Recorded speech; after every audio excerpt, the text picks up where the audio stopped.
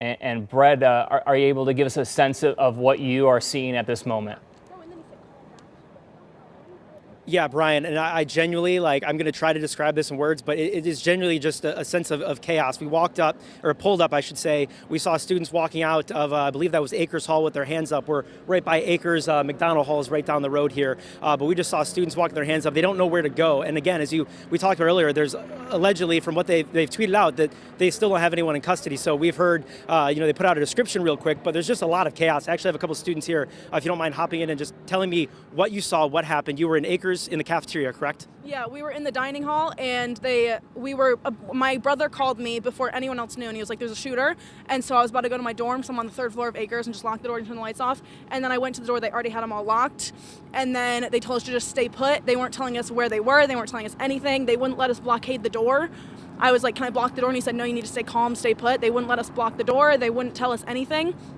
And then finally, once someone heard shooting literally in the courtyard of the building, everyone just started rushing, blocking the door. And then one of the far doors, I was in the middle, one of the far doors, people just looked, and I think the door opened. I don't even know if it was a shooter or just a person, but everyone started running and screaming.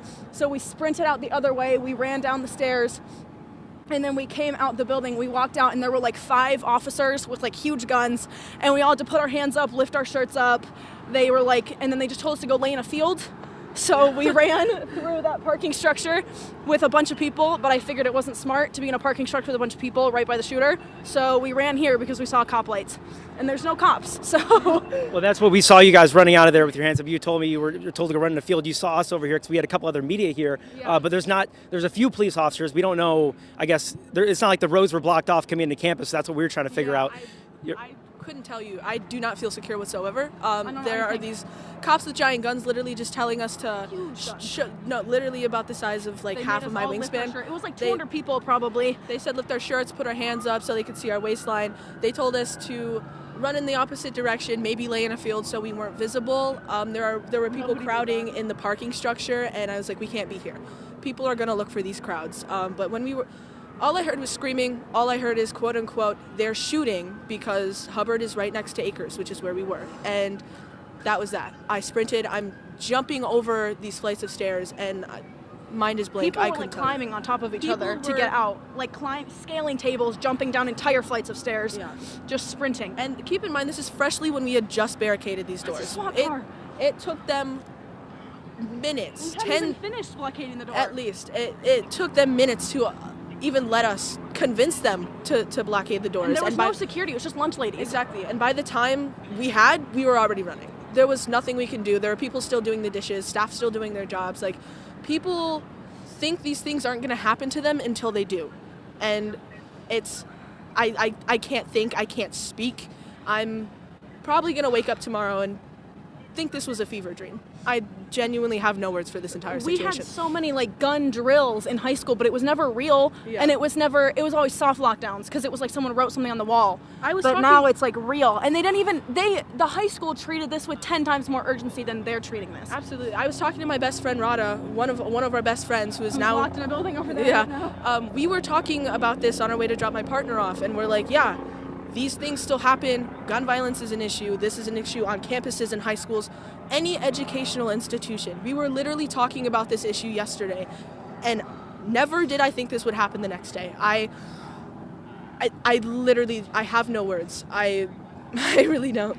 And just given the fact that they were talking about this person may still be out there, we know that a scene we had is IM East, which is pretty much right where we're at. We know that was a confirmed scene. You're getting reports just anecdotally from social media, from text of shooting here, shooting there. I mean, do you feel that there's a safe place to go? I mean, you ran towards us to take cover in the news van even. So, I mean, do you feel there's a safe place to go right now? We saw lights and we sprinted. That was it. Yeah. Because there was no cops. We saw the cops with the giant guns near the bus stop. We ran with our hands up.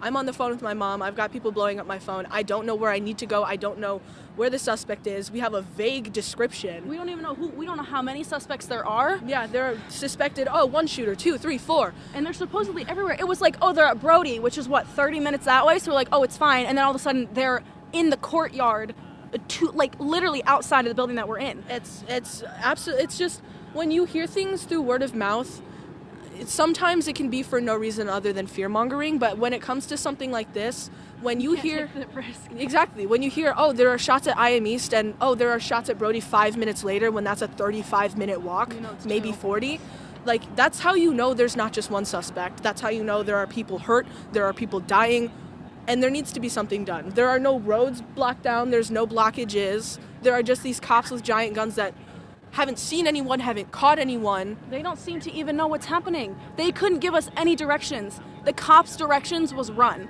Literally. What is that? Like, you're supposed to tell us where to go. We're 18, most of us. We have no idea what's happening. We've been here. I've been here for a month. I don't even know where any of the buildings are. People saying they're in Hubbard. I don't know where Hubbard is. It's crazy because maybe over an hour ago, 2 hours ago, literally my plan was eat dinner with friends, go work out. Yeah, we didn't get to go to the gym. I just took a test.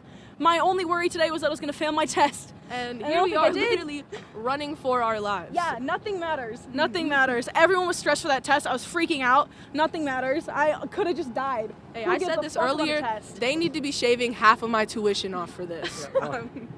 Well, we thank you for. I'm glad you're safe, and glad it looks like she just found her friend that ran out of the building. That's the one they've been on the phone with, I would assume, for quite a while.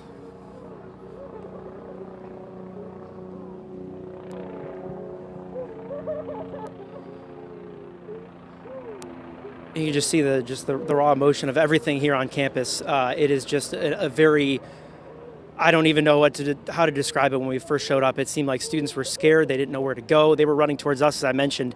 We even have a couple of students in our news van right now just taking cover because they don't know where to go. And again, there's just so much confusion.